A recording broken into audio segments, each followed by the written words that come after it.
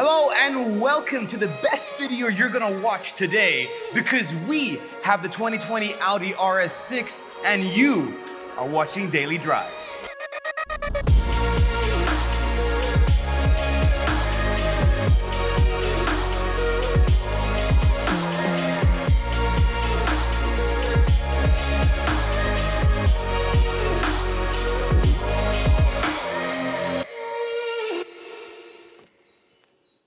So the first time we saw the RS badge or the racing sport badge was on the RS2. Audi at the time already had a sport line with the S cars it was developing, but during this period in the 90s, Porsche was suffering financially and Audi wanted to help them out and give them a small project, helping out mein Freundlung, yeah? No, seriously, Porsche was in dire straits in the 90s and they were so desperate that they developed a four-door budget car for the Chinese and Indian markets. It's called the Porsche C88. I mean, look at it. It's the ugliest thing I've ever seen. So Porsche went ahead. They took the S2 and modified it to the fire-breathing RS2. And it made 311 horsepower from its inline 5-cylinder engine and propelled it, thanks to the Audi Quattro all-wheel drive system, to 100 kilometers an hour in 4.8 seconds, man. That's crazy. I mean, we're talking about a station wagon. That car was so fast, it was on par with the Chevrolet C5, Corvette, and the Porsche 966.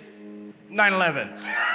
So the RS2 was manufactured for 2 years only. Limited production run with just over 2,000 cars made, but it developed such a cult following that Audi would have been stupid if they didn't continue making RS cars. Ja, Porsche richtig hier. Gucke, der fährt an uns vorbei. Gucke hier. Was ist denn das für ein Kombi? So then they took the ingredients of the RS2 and then plonked it into the rest of their lineup, starting with the RS4, the RS6, and nowadays you can get pretty much any single Audi with an RS version, except for maybe the R8, because that's its own thing, and the A8. And they all come with Audi Quattro.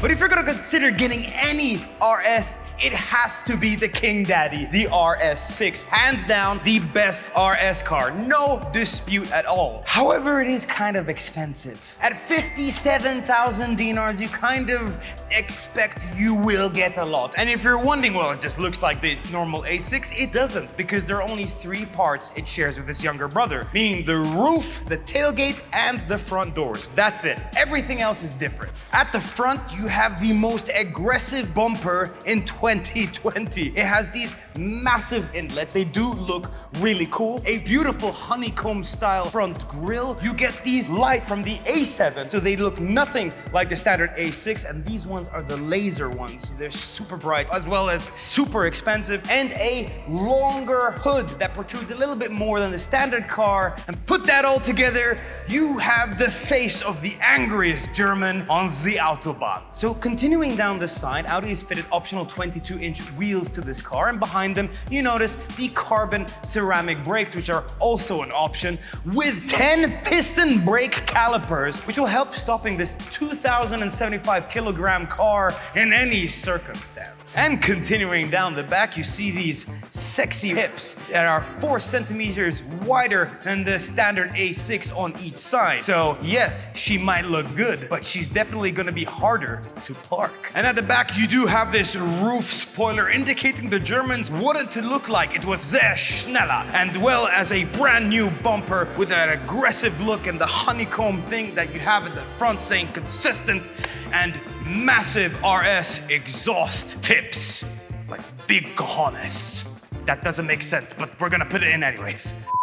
And speaking about schnell, we now come to the engine. It's a 4-liter twin-turbo V8 developing 600 horsepower and 800 newton-meters of torque. And spec to the limit, this car will reach 304 kilometers an hour. It also has a trick mild hybrid system that will engage start-stop sooner, and you coast to a red light and engage faster as well. And on top of that, it also gets cylinder deactivation. So very smart, yeah?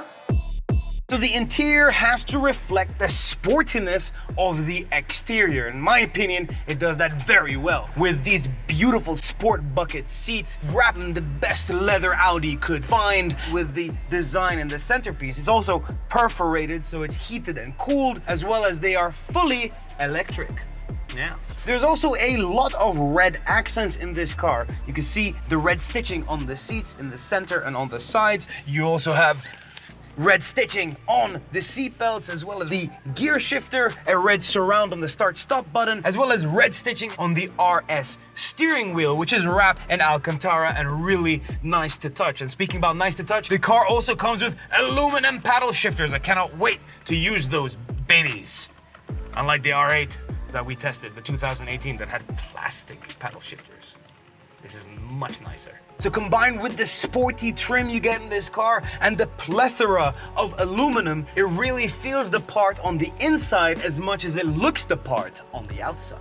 Apologies for the background noise. I had to turn on the engine to show you the tech in this car. It is the latest MMI system that consists of 3 screens, and if you'd like to see a more in-depth video on that, you can check out the video here of the Q7 that we reviewed a month ago. So what separates the RS from the rest of the lineup is that you have RS specific gauges in the gauge cluster, as well as an RS theme in the heads-up display, and you also get an RS button that has 2 modes that you can customize to your own liking. So RS1 could be, he's my friend, I'm just gonna inch in front of him, and RS2 could be, I don't really like the guy, I'm going to gap him to the end of time. And with this car being an Avant, it has to be also practical. So here you can store your phone, and you have wireless charging alongside a couple of USBs, an SD slot, and a SIM card slot to connect it to the internet. On the sides, the door bins are not very big, but you can still manage to put something in there. And the glove box is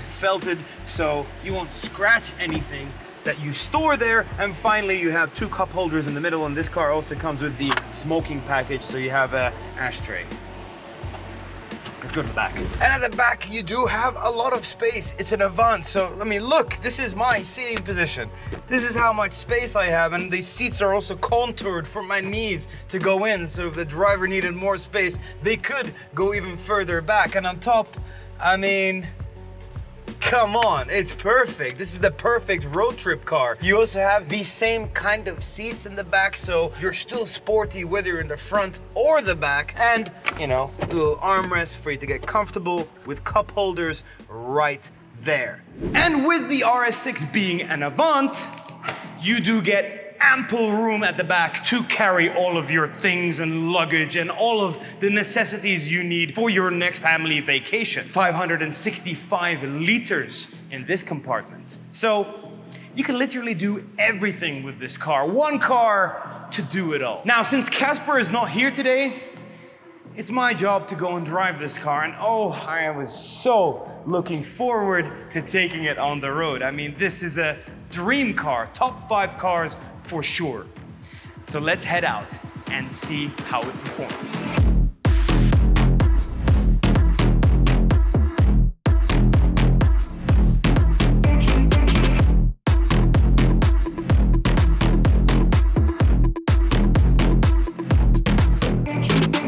Alright, so finally in the RS6, I've been waiting to drive this car for such a long time. It's just such an icon when it comes to automotive history, and also still today. And just driving it on our roads here in Bahrain feels absolutely normal. And that's what RS6 is. It feels like a normal car when you're driving slowly. And whenever throw it into a corner, add some throttle, and well,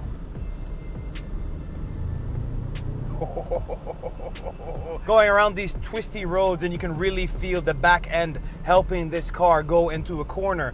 Of course, it has rear wheel steering, so at lower speeds the wheels at the back will go in the opposite direction that you are turning, and when you get up to a higher speed, they will go the same direction to give you more stability. And it really makes this car feel a lot smaller than it is, and that's a good thing. It doesn't feel scary to drive. I literally just got into this car and I felt like I've been driving it all my life, and that is something that's very hard to pull off, especially with a car that is so much more wider than the standard one. The seats are more supportive than what you would get in a standard car. However, the suspension is sublime. It's just driving over these potholes. Yes, there's a little shunt here and there, but honestly, it is not what I expected, because these RS and S models always had this issue that if you get the S-Line model or if you get the RS, your back will be broken. But not with this, not at all. And it's certainly bipolar, because if you put your foot down,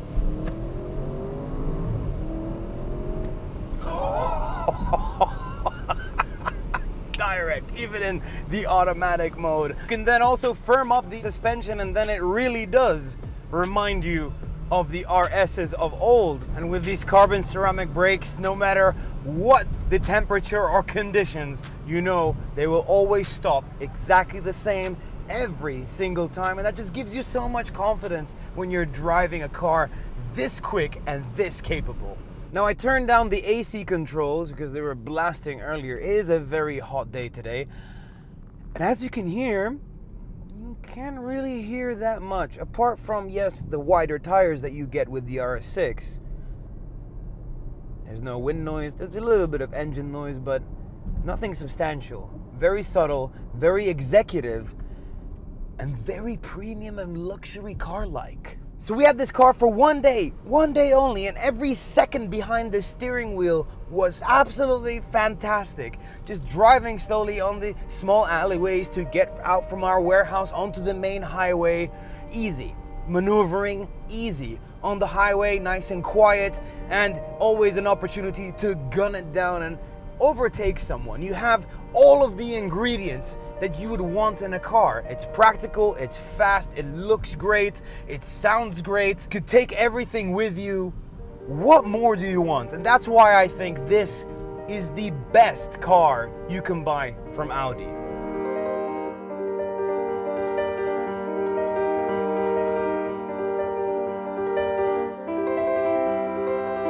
That's where you're wrong. That's where you are completely incorrect.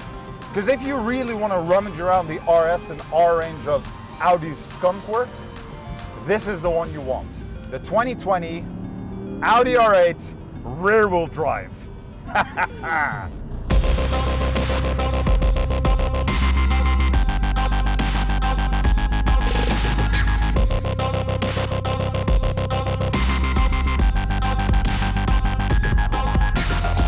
Now, the keen-eyed viewer might already know that we have actually had an R8 on this channel, although that was the Quattro system. To be honest, Osama was driving it, who obviously, because of his age, prefers that extra bit of safety to make sure he doesn't veer off into a corner somehow. Now, when it comes to the 2020 R8, well, 540 sophisticated German horsepowers, 0 to 100 kilometers an hour is dealt with in just shy of 3.7 seconds. I mean, it varies from car to car in environment and temperature, but I believe them. Yep, I believe them. Now, the one thing this car also has, funnily enough, is much better attitude. See, the previous R8 that we drove felt safe. It felt like it took control over exactly what you wanted it to do. This, you drive this knowing and anticipating that when you poke it with a stick, it will react quite violently. And to show that Osama is wrong by actually even anyone's standard, I'm going to teach this guy a lesson. But for that, I'm going to have to take him somewhere special.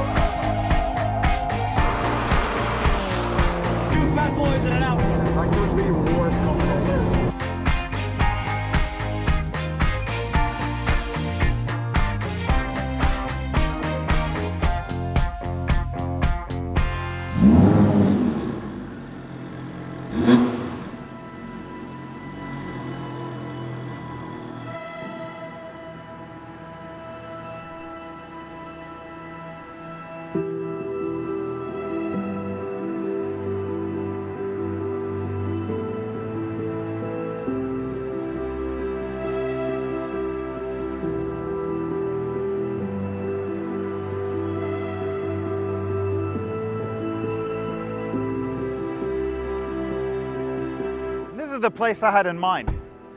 to teach Osama a little bit of a lesson. When the reason we're here is, unfortunately, due to everything that's been happening pretty much all over the world, this place has been, as near as makes no difference, deserted. No races, no events, no roaring sound on these huge grandstands. So we thought, actually, you know what? Let's use this opportunity to bring these really special cars down here and just rumble the dust off the seats a little bit. Let's do that. That seems like a fun idea. You see, I did mention to Osama that we would have quite a special day planned with this particular drag race. However, Osama being Osama and relishing in this love of the Quattro and the RS6 has probably taken the long way. So I'm just gonna wait here and see what happens.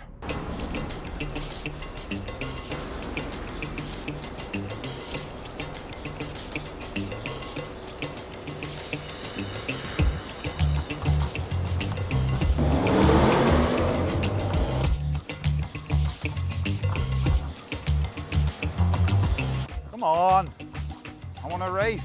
Why is this guy always late? He's always late.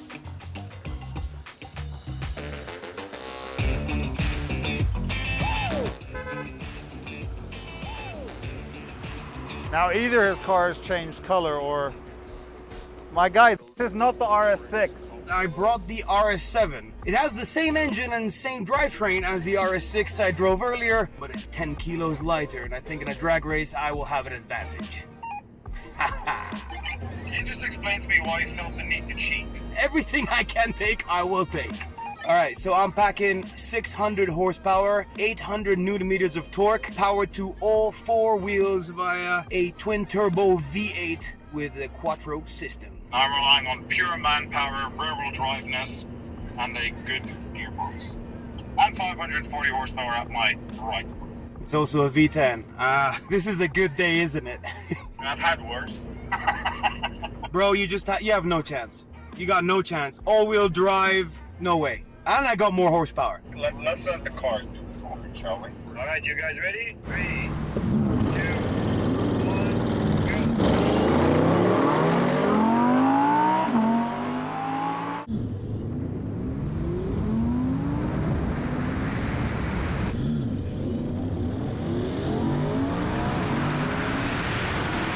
Oh yeah!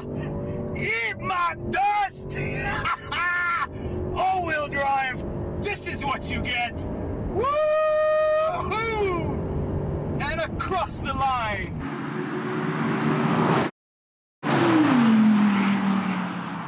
Oh, he really almost caught up right there at the end. Yeah! I think I got a bad start on that. I would like a repeat. Excuses, but it's hard to launch a rear-wheel drive car, so I understand, and we will do it again. I told you. You want a fast car, get the RS6 or the RS7. You see, I was saved by the bell because ISO wasn't rolling. All right, get ready, guys. 3, 2, 1, go. Bye-bye.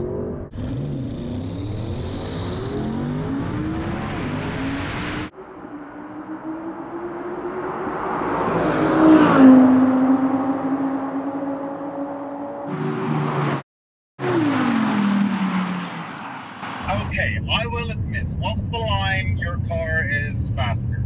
I should have kept my mouth shut, but nevertheless, I will admit defeat. However, how about a roll race? I agree. Let's do a rolling race. Can we start at 60 kilometers an hour? All right, 60 kilometers an hour in gear. I feel like I'm gonna lose this one because he keeps catching up at the end. So yeah, but off the line, it just leaves that R8 for dead. I would just like to say how cool it is driving down the pit lane where Formula 1 cars usually hang out. It's absolutely epic. Thank you, BIC. Okay, so let's move up to 60 kilometers an hour, and then we'll gun it from there. All right, let's go.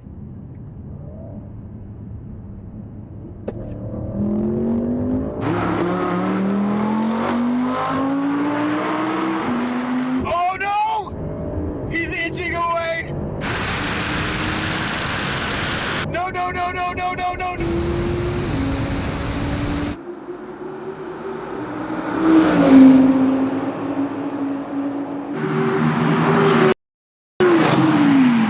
think we could safely say that the score is even between these cars. Yes, so we have concluded that the RS6 is a very good car, although you refuse to race it. The RS7 is good for the launch, and the R8 is good for a getaway. And probably track action. Agreed. I think we'll conclude on that and give the people what they want. And this trio altogether.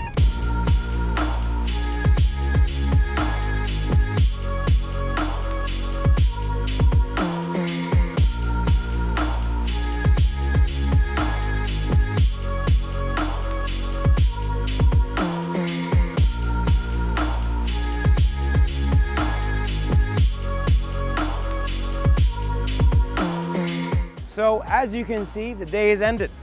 It is now dark, the lights are on, and I haven't seen them in a while. I'd like to thank the BIC for allowing us to film these beautiful cars here, as well as drive them on the track. And it's been nice to be back into motorsport as of late, as this place was closed because of, well, you know what. And thank you, Audi, for these cars. We really appreciate it, but most of all, thank you for watching this episode. If you did like it, make sure to smash that like button and also comment down below what you thought of this video, and don't forget to subscribe and hit that bell notification button so you don't miss any future videos. Thank you for watching. Have a great day and take care.